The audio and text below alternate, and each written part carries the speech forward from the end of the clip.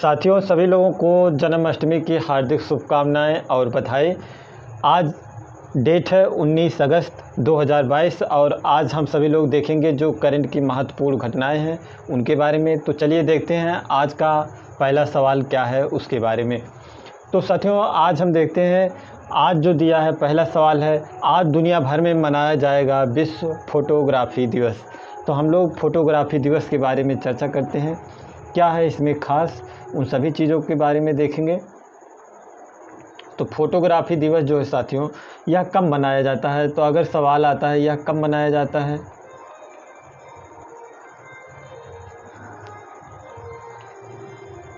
यह कब मनाया जाता है और इसके बारे में क्या पीछे की कहानी है। तो यह जो है साथियों, यह मनाया जाता है आज ही के दिन 19 अगस्त के दिन। 19 अगस्त को यह प्रत्येक वर्ष जो है मनाया जाता है विश्व फोटोग्राफी दिवस। इसकी शुरुआत जो है पहली बार इसका उपयोग, यानी ये जो फोटोग्राफी शब्द है इसका सबसे पहली बार जो है उपयोग किसने किया था, किसने इस शब्द की उत्पत्ति की थी, जिसके द्वारा आज हम लोग फोटोग्राफी जो शब्द जानते हैं उनका नाम है साथियों हेसले नाम के व्यक्ति थे। इनके द्वारा इस शब्द का 1839 में पहली बार इस शब्द का उपयोग किया गया था। और 1839 में जो एक फ्रांस है, ये फ्रांस के रहने वाले थे। फ्रांस शहर में एक ऐसी विवाद उठा था, जैसे उसमें क्या था कि एक कोई फ़ोटो थी, तो उस फ़ोटो को लीक नहीं होने देना था, लेकिन वह फ़ोटो जो है वह लीक हो गई थी और वह सार्वजनिक रूप से हर जगह फ़ोटो जो था फैल गया था। इसी के लिए उस दिन ये जो हेसले थे, उस दिन इन्होंने फ़ोटोग्राफी शब्द का उपयोग किया था। उसी के दिन से प्रत्येक वर्ष जो है फोटोग्राफी दिवस जो है 19 अगस्त को मनाया जाता है। चलिए हम देखते हैं अगला सवाल। क्या केंद्रीय मंत्री भारती प्रवीण पवार ने पालन 1000 राष्ट्रीय अभियान किया लॉन्च? अगर इसे हम सवाल के रूप में देखें तो सवाल कैसे बन सकते हैं,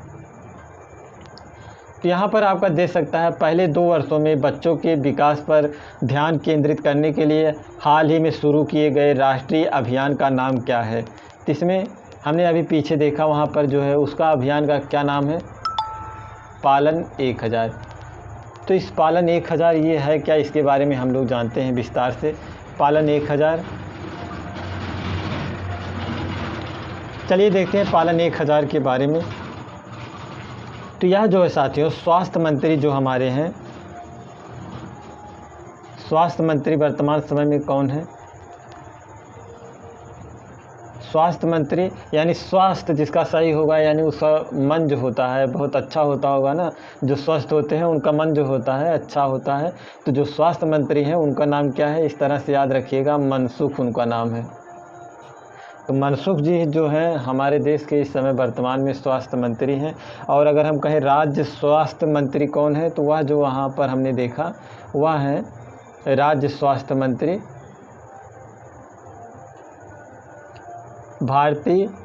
केंद्रीय मंत्री भारती प्रवीण पवार, यह जो है, तो इनके द्वारा जो है पालन 1000 का यह जो है राष्ट्रीय मिशन यानी राष्ट्रीय अभियान जो है लॉन्च किया गया है। इसमें क्या बातें खास हैं जो उसके बारे में पहले हम जानते हैं। तो इसके द्वारा जो है, जो बच्चे होते हैं, छोटे बच्चे जो होते हैं, छोटे बच्चों को जो विकास होता है, जैसे उनका भावनात्मक विकास, भावनात्मक की बात करें या शारीरिक विकास की बात करें या मानसिक विकास हो इत्यादि, जो उनका यानी अगर देखा जाए उनके छोटे बच्चों का जो सर्वांगीण विकास, यानी पूरी तरह से सर्वांगीण विकास के बारे में अगर हम बात करें, तो जो उनका पूरा विकास का प्रक्रिया है उसको जो है 1000 दिन तक जो है विद्यालय है, 1000 दिन तक विद्यालय और जो उसके माता पिता हैं, विद्यालय या माता पिता जो भी हैं उनके द्वारा उसको जो है 1000 दिन तक बच्चे पर विशेष तौर से ध्यान देना होगा। यानी जो है 1000 दिन तक जब तक बच्चा नहीं हो जाता, तो इस अभियान के तहत जो भारती प्रवीण पवार हैं उन्होंने यह योजना लॉन्च की है, पालन 1000। तो याद रखिएगा, छोटे बच्चों से संबंधित है यह योजना। इसका जो मुख्य रूप से अगर इसका उद्देश्य देखें, जो मेन मुख्य उद्देश्य यही है। ये सब तो घुमा फिरा कर बातें हो जाती हैं। अगर मुख्य उद्देश्य की बात करें तो इसका जो है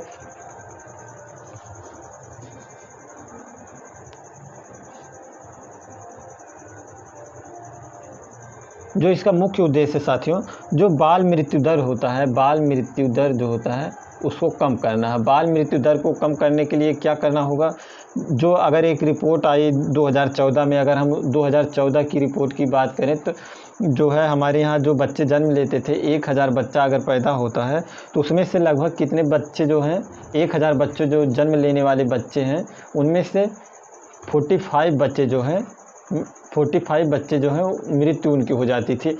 तो जो वही जो रेशियो हो उसको बढ़ाना था। तो सरकार जो 2019 की रिपोर्ट आती है, 2019 में रिपोर्ट आती है, इसके अनुसार जो है 1000 बच्चों में से जन्म लेने वाले बच्चे जो हैं, 1000 बच्चे जन्म लेते हैं तो उसमें से जो पहले 2014 तक 45 था, तो हम लोगों ने उसे घटा करके 35 पर ले आए हैं।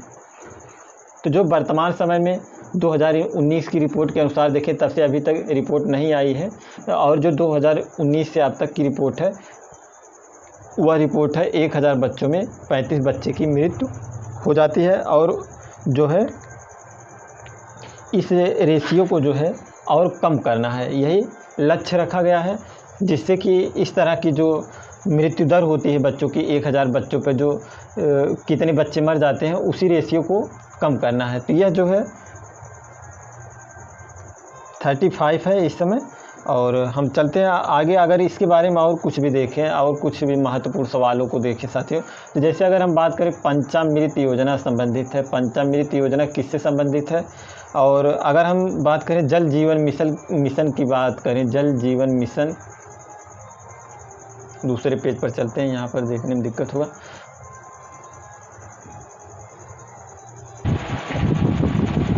देखते हैं साथियों, इधर हमने उधर जाना पालन 1000 के बारे में, और कुछ जो उससे जुड़ी हुई बातें उनको हम थोड़ा देखते हैं। क्या हुआ, पेन कहीं नहीं।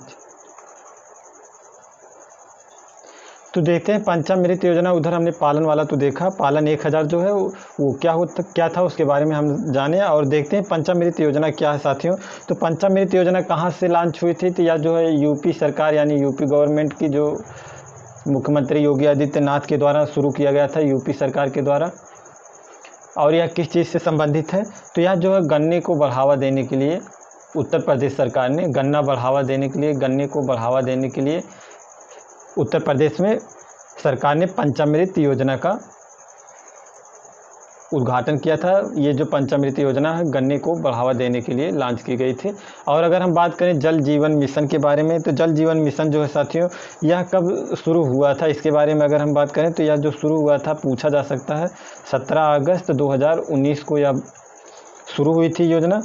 और प्रधानमंत्री मोदी ने इसे कहा था, ये जो 15 अगस्त के दिन, जैसे इस बार प्रधानमंत्री जी ने बोला है जय जवान जय किसान वाला जो नारा है, लाल बहादुर शास्त्री जी ने पहले दिया था, जय जवान जय किसान।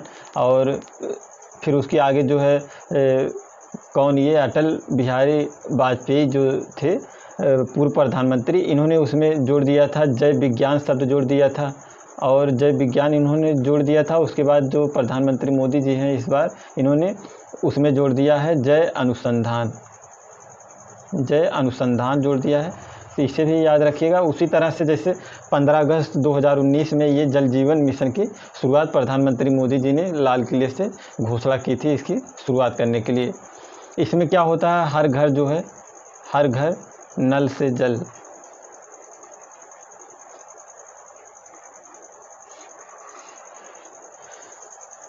और आगे देखते हैं पीएम आत्मनिर्भर भारत योजना के बारे में। पीएम आत्मनिर्भर योजना जो है यह किससे संबंधित है दोस्तों, यह संबंधित है आपकी योजना जो है हमारे हेल्थ इंफ्रास्ट्रक्चर जो है, जो हमारे आधारभूत ढांचे हैं, ये जो हेल्थ से जुड़े उनके लिए संबंधित है। और जैसे उसमें क्या आते हैं आपके, जैसे आएंगे हॉस्पिटल जो हो, हॉस्पिटलों को बढ़ावा देना और आईसीयू, और इस प्रकार से जो बेडों की व्यवस्था अस्पतालों में होती है, सरकारी अस्पतालों में, तो उन सब चीज़ों में मतलब जो आधारभूत ढांचे हैं इस तरह से जुड़े हुए मामले के, तो उन सब चीज़ों में बढ़ावा करने के लिए ये प्रधानमंत्री आत्मनिर्भर भारत योजना जो है शुरू की गई थी।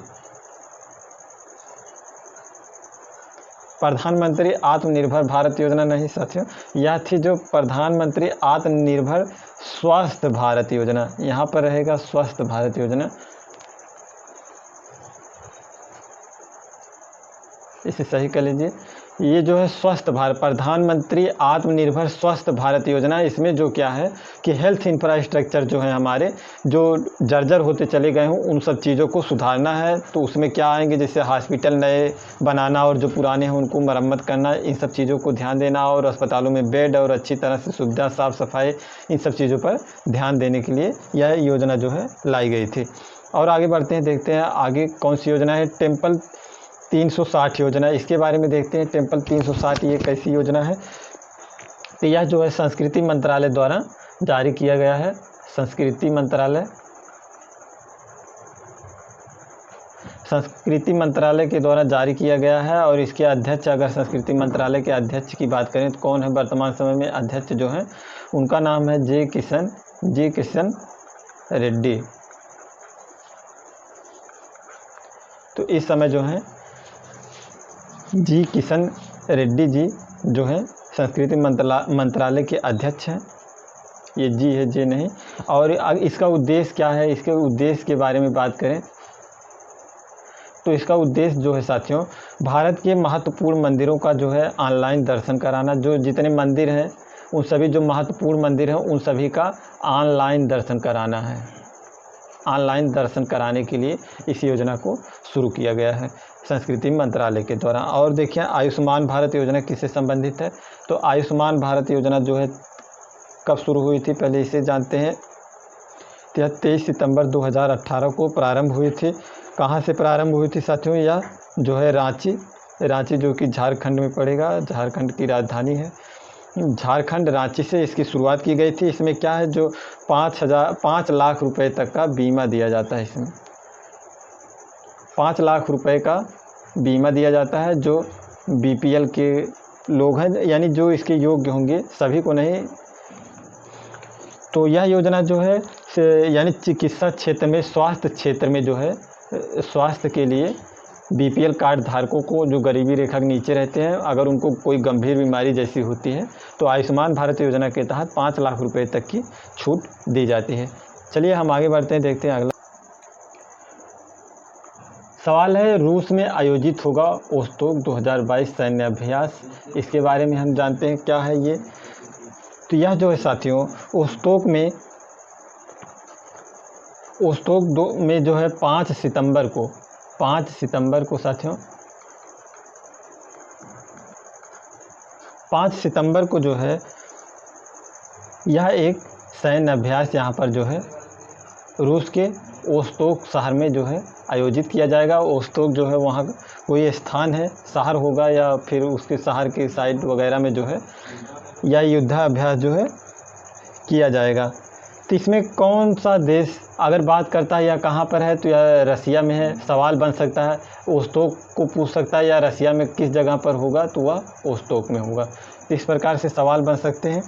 तो इसमें कौन कौन हिस्सा लेगा, इसमें देखिए भारत भी इसका हिस्सेदार होगा। भारत भी इस सैन्य अभ्यास में जाएगा। और सबसे बड़ी खास बात है, चाइना भी जा रहा है इसी युद्धाभ्यास में। तो चीन भी जा रहा है इस युद्धाभ्यास में, रूस रहेगा, रूस में हो रहा है। तो देखना इन दोनों में। तो यहाँ पर जो है ओस्तोक में यह 5 सितंबर को शुरू होगा, सैन्य अभ्यास होगा। अगर हम बात करें कि बहुत से सैन्य अभ्यास होते हैं, उन सभी चीज़ों के बारे में, हम सैन्य अभ्यासों के बारे में अगर देखना चाहें तो देख सकते हैं। चलिए देख लेते हैं जल्दी से कुछ सैन्य अभ्यास जो है महत्वपूर्ण हैं, उन सभी चीज़ों को। 10 तलिक युद्धाभ्यास साथियों किसके साथ होता है, तो पहले हम बात करते हैं 10 तलिक युद्धाभ्यास के बारे में। तो यह जो है होता है किसके मध्य, भारत और उज्बेकिस्तान के मध्य। किसके किसके मध्य? भारत और उज्बेकिस्तान के मध्य। अगर हम बात करें खंजर जो है, या खंजर वाला किसके किसके मध्य होता है? तो यह भी होता है भारत और या किर्गिस्तान के साथ होता है, किर्गिस्तान के साथ। और काजिंद युद्धाभ्यास किसके साथ होता है? तो यह होता है भारत और कजाकिस्तान।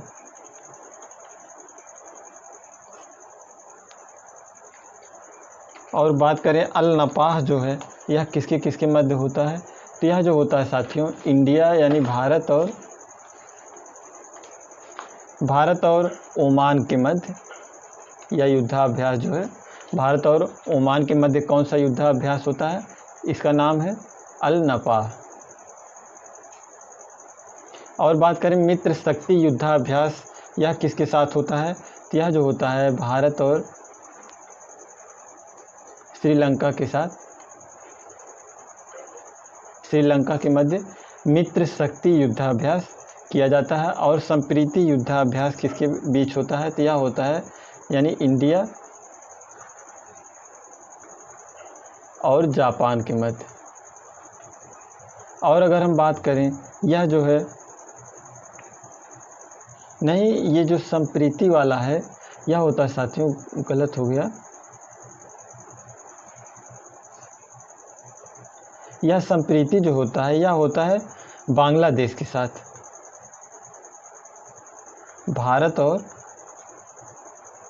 बांग्लादेश के मध्य यह होता है। और यह जो वेग सागर है यह भी, यानी जो संप्रीति और ओग सागर जो है, ये दोनों युद्धाभ्यास जो हैं किसके साथ होते हैं? बांग्लादेश के और भारत के मध्य होते हैं। अगर हम बात करें धर्म गार्जियन जो है, यह किसके मध्य होता है? तो धर्म गार्जियन जो है यह इंडिया और जापान के मध्य होता है। और अगर बात करें वज्र प्रहार, यह जो होता है इंडिया और यूएसए के मध्य, जो अभी हाल फिलहाल में जल्द ही हुआ है। तो हमने देखा धर्म गार्जियन और वज्र प्रहार किसके किसके मध्य होते हैं। दस्तलिक की बात किया हमने, भारत और उज्बेकिस्तान। खंजर की बात की तो भारत और किर्गिस्तान के मध्य होता है। और काजिंद की बात करें तो भारत और कजाकिस्तान के मध्य हुआ। और अल नपाह युद्धाभ्यास की बात करें तो यह भारत और ओमान के मध्य। और मित्र शक्ति जो है भारत और श्रीलंका के मध्य होता है। और संप्रीति और ओक सागर जो है यह दोनों भारत और बांग्लादेश के मध्य होता है। और हम बढ़ते हैं अगली खबर की तरफ, देखते हैं क्या है अगला सवाल। अगला न्यूज है, कर्नाटक में खिलाड़ियों को नौकरी में 2% आरक्षण देने की घोषणा की है और बास्केटबॉल होगा वहां का राज्य खेल। तो इसके बारे में हम जानते हैं विस्तार से। तो जो साथियों कर्नाटक सरकार है, कर्नाटक सरकार ने कहा कि सरकारी नौकरी में, जो सरकारी नौकरी वहाँ पर लगेगी किसी की, अगर सरकारी नौकरी करता है कोई, तो उसको जो अगर वह खिलाड़ी रहेगा, खिलाड़ियों को उसमें जो है 2% की क्या है छूट दी जाएगी। 2% का कर्नाटक सरकार ने कहा है कि जो खिलाड़ी होंगे उनको 2% की छूट दी जाएगी सरकारी नौकरियों में। और इसी के साथ वहाँ का जो है बास्केटबॉल जो है राज्य का नया खेल बनाया गया है, बास्केटबॉल को चुना गया है। और अगर हम बात करें साथियों बास्केटबॉल जो है, क्या यह भी और किसी भी राज्य का जो है राजकीय खेल है कि नहीं? तो बास्केटबॉल जो है यह और किसी एक राज्य का खेल है, वह है राजस्थान का। तो राजस्थान का जो है राज्य खेल क्या है? वह भी बास्केटबॉल है। और इनका भी जो है कर्नाटक का भी अब राज्य खेल जो हो गया है, क्या हो गया है? बास्केटबॉल। और सवाल आएगा कि हाल ही में किस राज्य सरकार ने सभी सरकारी स्कूल विभागों में, सरकारी विभागों में, स्कूल नहीं, सरकारी विभागों में खिलाड़ियों को नौकरी में 2% का आरक्षण देने की घोषणा की है? तो वहाँ आपका आंसर होगा साथियों कर्नाटक सरकार।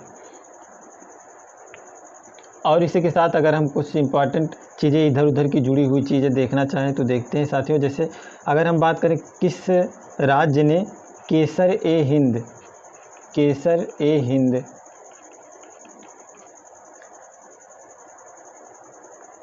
केसर ए हिंद नाम की एक तितली है, उसको जो है किस राज्य ने अपने यहाँ का राजकीय तितली घोषित किया है। राजकीय तितली जो है कौन सा राज्य है जो उसे घोषित किया है। और अगर हम बात करें अगले की देखें तो जो है हिंद तेंदुए को जो है कौन सा राज्य है जो अपने यहाँ का राजकीय पशु घोषित किया है, राजकीय पशु, तो वह कौन सा राज्य है, इन दोनों को आप बताइए। तो जो केसर तितली है इसको चुना है अरुणाचल प्रदेश ने। अरुणाचल प्रदेश के द्वारा केसर तितली को राजकीय तितली का दर्जा दिया गया है। और हिंद तेंदुए की बात करें तो हिंद तेंदुआ जो है साथियों यह लद्दाख सरकार के द्वारा राजकीय पशु घोषित किया गया है, यानी उस राज्य का यह जो है राजकीय पशु है। अगर हम बात करें भारत का विरासत पशु कौन है, भारत का विरासत पशु, तो भारत का जो विरासत पशु है साथियों वह है हाथी। हाथी को भारतीय विरासत पशु भी माना गया है। अगर हम बात करें हाथी दिवस कब मनाया जाता है, हाथी दिवस जो है कब मनाया जाता है दोस्तों, तो यह जो है हाथी दिवस आपका 12 अगस्त को मनाया जाता है। अभी इसी महीने में जल्द ही 12 अगस्त को हाथी दिवस मनाया गया है। और हाथियों के संरक्षण के लिए हाथी प्रोजेक्ट आया था। तो हाथी प्रोजेक्ट कब आया था दोस्तों, अगर हाथी प्रोजेक्ट की बात करें तो जो यह है हाथी प्रोजेक्ट 1992 में आया था, हाथी प्रोजेक्ट 1992 में। और अगर हम बात करें राजकीय जो देश की राष्ट्रीय जलीय जीव क्या है, राष्ट्रीय जलीय जीव की बात करें तो भारत का जो राष्ट्रीय जलीय जीव है वह कौन है, डॉल्फिन। जो गंगा डॉल्फिन होती है वही डॉल्फिन। तो डॉल्फिन जो है भारत का राष्ट्रीय जलीय जीव है, जो कि कब मनाया जाता है, डॉल्फिन दिवस कब मनाया जाता है साथियों, तो 5 अक्टूबर को जो है 5 अक्टूबर को राष्ट्रीय डॉल्फिन दिवस मनाया जाता है। और यह कब से मनाया जाता है, इसको कब जो है चुना गया था, तो इसको जो है 2009 में भारत का राष्ट्रीय जलीय जीव जो है 2009 में घोषित किया गया था। चलिए हम बढ़ते हैं अगली खबर पर, देखते हैं क्या है अगली खबर उसके बारे में। पंजाब के संगरूर में एशिया के सबसे बड़े कंप्रेस्ड बायोगैस संयंत्र का उद्घाटन किया गया है। संयंत्र से व्यावसायिक उत्पादन भी शुरू हो गया है। तो इसका अगर हम बात करें जो पंजाब में साथियों एक स्थान है संगरूर, यहाँ पर देखिए जो है CBG, शॉर्ट फॉर्म में कहें तो CBG यानी कंप्रेस्ड बायोगैस, तो इसका जो है शुरुआत किया गया है। कहाँ पर, सवाल बनेगा कि जो है कंप्रेस्ड बायोगैस का शुरुआत हाल ही में कहाँ पर किया गया है, तो वह है पंजाब के संगरूर में। संगरूर एक ज़िला है पंजाब में, तो वहाँ पर इसकी स्थापना की गई है। और यह जो है साथियों एशिया का सबसे बड़ा है यह CBG प्लांट, एशिया का सबसे बड़ा CBG प्लांट है।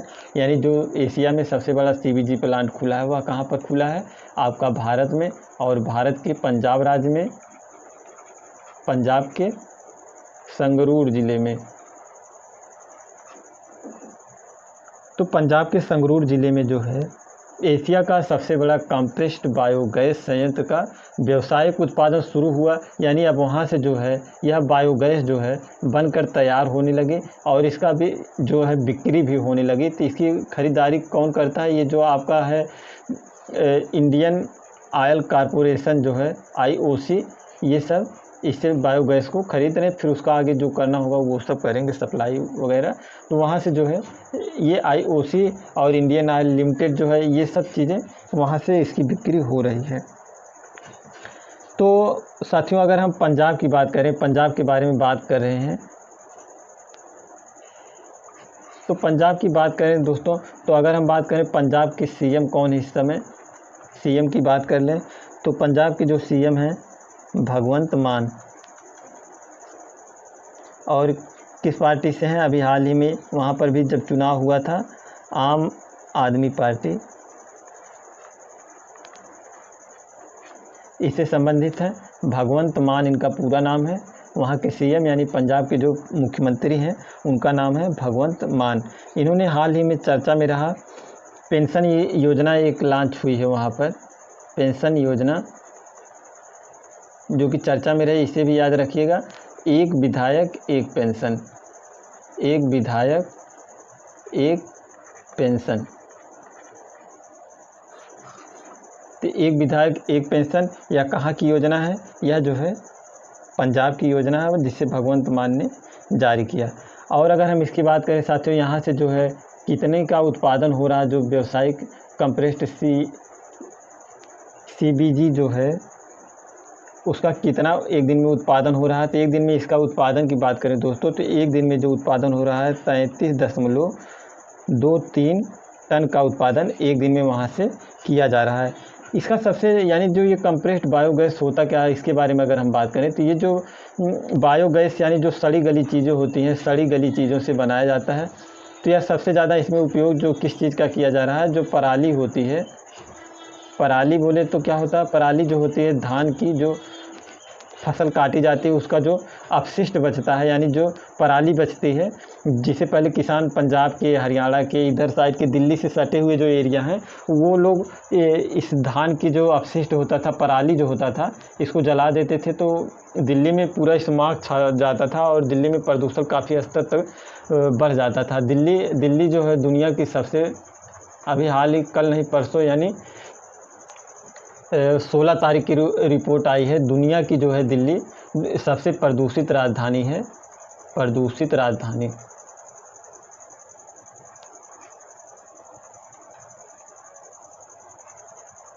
दुनिया की सबसे प्रदूषित राजधानियों में जो है दिल्ली को स्थान मिला है। तो समझ सकते हैं दिल्ली जो है पूरी दुनिया में जितने देश हैं उतने देशों में, सब देशों की कोई ना कोई राजधानी है, और उन राजधानियों में से जो अपनी दिल्ली है सबसे ज़्यादा प्रदूषित है दिल्ली। तो इसी दिल्ली को ध्यान में रख करके जो है साथियों वहाँ पर खोला गया। तो जो ये पराली जैसे जो अपशिष्ट पदार्थ थे, अब उनसे क्या बनाया जाएगा, बायोगैस। और बायोगैस का जो है व्यावसायिक उत्पादन भी अब जो है शुरू हो चुका है।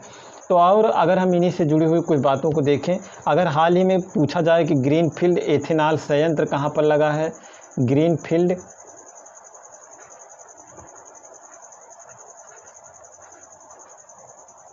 एथेनॉल संयंत्र, यह कहाँ पर लगा है दोस्तों, यह लगा है आपका पूर्णिया बिहार में। पूर्णिया एक स्थान पड़ेगा जो कि बिहार में है, पूर्णिया बिहार में इसकी शुरुआत की गई है। किसकी, ग्रीनफील्ड एथेनॉल संयंत्र की जो है शुरुआत पूर्णिया बिहार में किया गया है। और बायोमास हाइड्रोजन की बात करें, बायोमास हाइड्रोजन की बात करें तो इसकी शुरुआत कहाँ पर की गई है, बायोमास हाइड्रोजन का जो शुरुआत किया गया अभी हाल ही में इसका भी शुरुआत हुआ। तो यह स्थान पड़ेगा खंडवा जो कि मध्य प्रदेश में पड़ता है। तो यहाँ से किया गया है बायोमास हाइड्रोजन की शुरुआत खंडवा मध्य प्रदेश से। और बायो CNG प्लांट की बात करें हम, बायो CNG प्लांट की बात कर रहे हैं साथियों, तो यह कहाँ पर है, बायो CNG प्लांट जो है कहाँ पर है, यह इंदौर में पड़ेगा,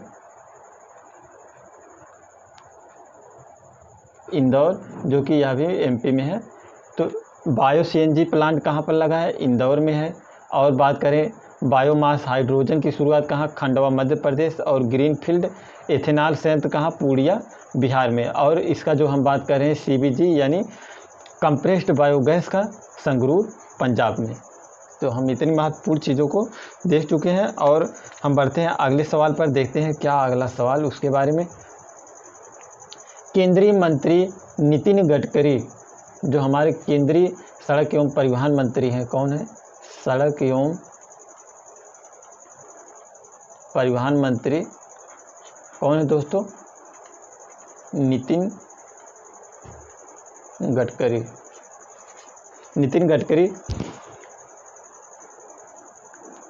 नितिन गडकरी ने मुंबई में देश की पहली डबल डेकर यानी जो लिखा है यानी इलेक्ट्रिक डबल डेकर वातानुकूलित बस का किया उद्घाटन। तो नितिन गडकरी जी ने जो है डबल डेकर बस का जो है उद्घाटन किया। कहाँ पर? वह किया है आपका साथियों मुंबई में। मुंबई में इन्होंने डबल डेकर यानी डबल जो 2 तल्ले वाली होती हैं बसें, डबल डेकर एसी बस है, डबल डेकर एसी बस का उद्घाटन किया है। और इलेक्ट्रिक का मतलब जो है साथियों यह बैटरी से चलने वाली बस है। खास इसलिए हो जाता है कि नहीं तो क्या कोई बस लॉन्च होने पर उसको थोड़ा नहीं करंट में पढ़ना होता, लेकिन ख़ास इसलिए हो जाता है क्योंकि जैसे कोई भी बैटरी की पावर जो होती है, अभी हाल ही में जो लॉन्च हो रही है, जैसे ये टेस्ला वगैरह कंपनियां हैं, टाटा की नेक्सान कंपनी जो नेक्सान निकाल रहा है अपना, इन सब गाड़ियों में तो अभी जो बैटरी बैकअप उतना नहीं हो पा रहा है। लेकिन एक कंपनी है जिसका नाम है स्विच नाम की कंपनी जो है, उसने एक ऐसा बस बनाया है जो कि डबल डेकर यानी डबल तल्ले वाली बस है और वह भी पूरी तरह से एसी है। तो मतलब उसका बैटरी बैकअप, उसकी क्षमता जो है कितनी है, इसे आगे चल कर के और चीज़ों में भी अच्छा कदम उठाया जा सकता है। जैसे हमारे जो 4 व्हीलर छोटी गाड़ियां हैं और या बाइक वगैरह में, तो इन सब चीज़ों से बढ़ावा मिलेगा। तो कौन सी कंपनी है जो ये बस को बनाई है? उस कंपनी का नाम है स्विच। और इस बस का क्या नाम है? अगर बस का पूरा नाम की बात करें तो स्विच इलेक्ट्रिक। इस बस का नाम जो है स्विच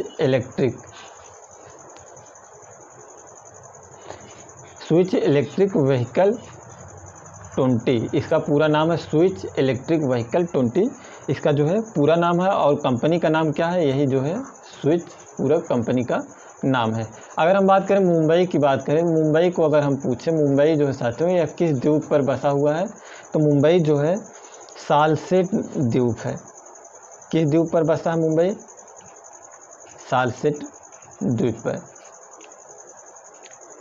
तो हमने जाना स्विच बस यानी स्विच इलेक्ट्रिक व्हीकल 20, इसके बारे में। इसकी शुरुआत जो है किसने किया? प्रधानमंत्री ने। अरे प्रधानमंत्री ने, परिवहन एवं सड़क परिवहन मंत्री नितिन गडकरी ने कब किया है साथियों? 18 अगस्त को। 18 अगस्त को इसका उद्घाटन किया। तो आगे बढ़ते हैं, देखते हैं अगला सवाल क्या है। भारतीय रेल ने देश की सबसे लंबी मालगाड़ी सुपर वासुकी की किया ट्रायल। भारत की जो है सबसे लंबी रेलगाड़ी का उद्घाटन किया गया है, उसका नाम क्या है? सुपर वासुकी। यहाँ पर नाम हिंदी में देख सकते हैं, सुपर वासुकी इस ट्रेन का नाम है जो कि मालगाड़ी है। इसका उद्घाटन किया गया है मालगाड़ी का। इसका जो क्या है, भारत की अब तक की रेल जो है मालगाड़ी जो सबसे लंबी रेलगाड़ी है, उसका नाम अगर पूछा जाए तो क्या नाम है? सुपर वासुकी। तो भारत की सबसे लंबी रेलगाड़ी, उसका नाम है सुपर वासुकी। इसमें क्या खास चीज़ें हैं, उन सभी चीज़ों को हम देखते हैं। क्यों यह लंबी है, कितनी बड़ी है और कितने डिब्बे इसमें हैं, कब लॉन्च हुआ, इन सब चीज़ों के बारे में हम देखते हैं। इसका जो शुरुआत हुआ, उद्घाटन हुआ, कब हुआ? 15 अगस्त 2022 को, यानी स्वतंत्रता दिवस के दिन इसकी शुरुआत की गई है साथियों। इसमें जो है 295 डिब्बे वाली यह मालगाड़ी ट्रेन है। 295 डिब्बे इसमें हैं। और अगर इसकी लंबाई की बात करें, जो है इसकी लंबाई कितनी बड़ी होगी? इसकी लंबाई जो है 3.5 किलोमीटर तक है। 3.5 किलोमीटर इसकी लंबाई है टोटल। और अगर बात करें एक स्टेशन से इसको गुजरने में, अगर एक स्टेशन को पार करने में इसको कितना टाइम लग जाएगा? लगभग 4 से 5 मिनट तक का टाइम इसको एक स्टेशन जो है क्रॉस करने में 4 से 5 मिनट लग सकते हैं। और यह कहाँ से कहाँ पहली बार चलाई गई है? तो यह जो है कोरबा से चलाई गई। कोरबा से कहाँ तक चलाई गई है दोस्तों? यह चलाई गई है राजनंदा तक। राजनंदा।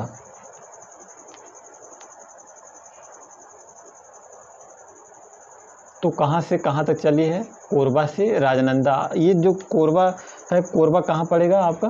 कोरबा जो है साथियों यह छत्तीसगढ़ में पड़ेगा। छत्तीसगढ़। यह आपका छत्तीसगढ़ में पड़ेगा और यह जो है आपका नागपुर में एक स्थान है, वहाँ पर पड़ता है। नागपुर में राजनंदा जो है वहाँ पर नागपुर में पड़ता है। तो यह कहाँ से कहाँ तक चलाई गई, कोरबा से राजनंदा तक चलाई गई। और यह दोस्तों कितना कोयला लेकर गई है, यह यहाँ से कोरबा से जो है राजनंदा तक कोयला का ढुलाई करके ले गई है। तो जो कितने वजन का कोयला ले गई है, 27,000 टन। 27,000 टन कोयला एक ही बार में लेकर के गई है यह।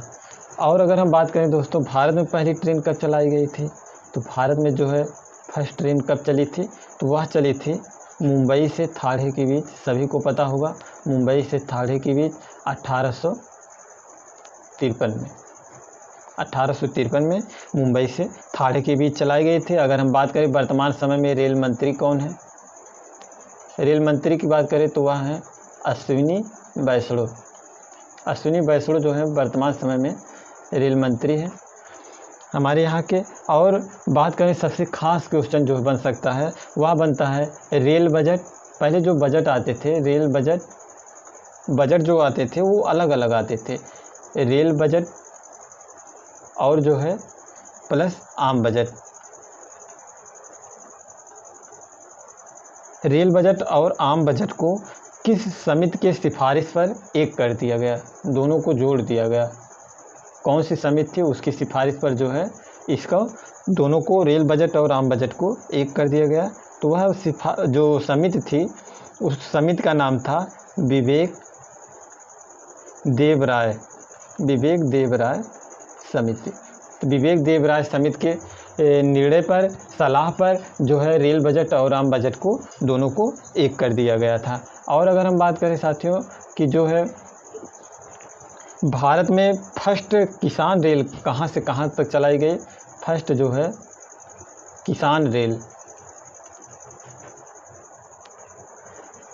कहाँ से कहाँ तक चलाई गई थी, यह स्थान है देववाली से बिहार के दानापुर स्टेशन तक चलाई गई थी। और सभी लोग सुने होंगे एक प्रणाली आई है ट्रेन में, कवच प्रणाली।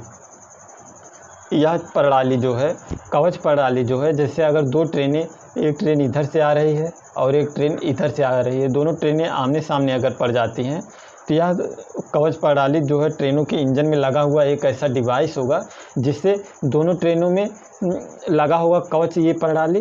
तो दोनों ट्रेनें सामने से आते ही आपस में लड़ेंगी नहीं। अगर एक ही पटरी पर जैसे दो ट्रेनें आ जाती हैं तो वो लड़ेंगी नहीं, दोनों अपने आप ऑटोमेटिक सिस्टम से जो है उनका ब्रेक लग जाएगा और लड़ने से जो है बच जाएंगी। ड्राइवर अगर जो है यानी जो पायलट है उसको चलाने वाला, उसको अगर कुछ नहीं करना होगा। अगर एक साथ दो ट्रेनें आमने सामने आ जाती हैं तो वो अपने आप रुक जाएंगी।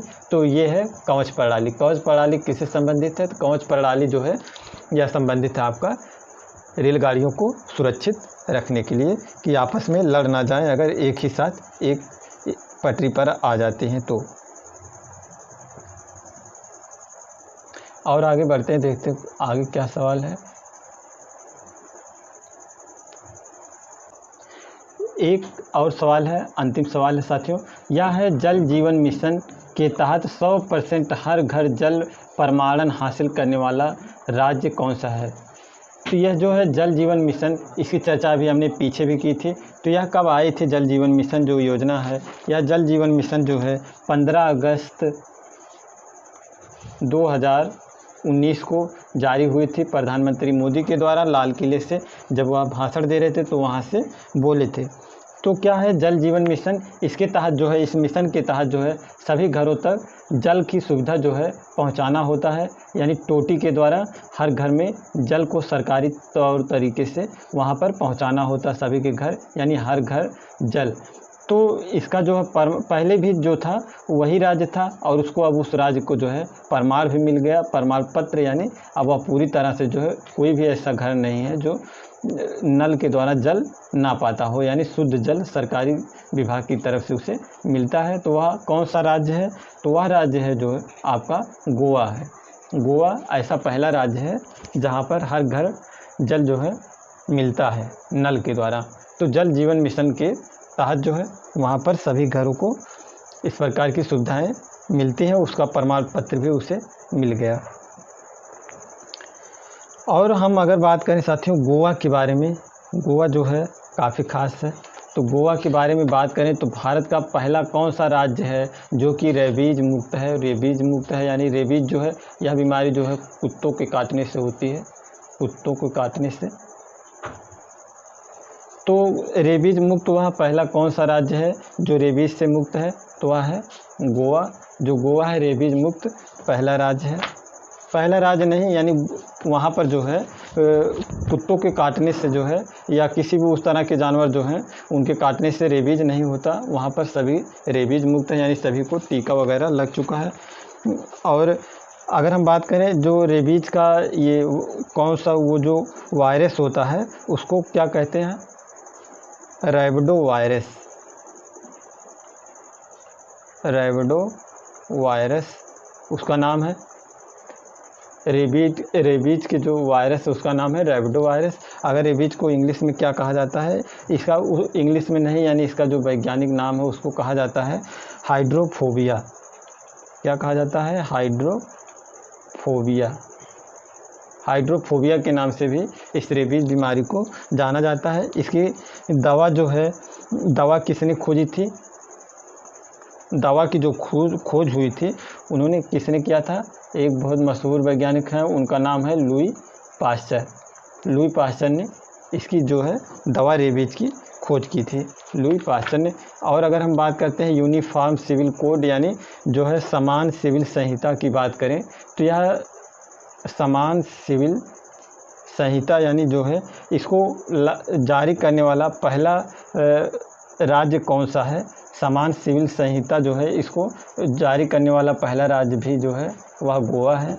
और जो है गोवा के साथ जो है उत्तराखंड भी अभी तो है नहीं लेकिन लागू करने वाला है उत्तराखंड, वह भी जल्द ही बन जाएगा उत्तराखंड। तो ये अभी उत्तराखंड हुआ नहीं है पहले पर जो है गोवा, अभी उत्तराखंड जब अपने यहाँ जारी कर देगा तो कर देगा।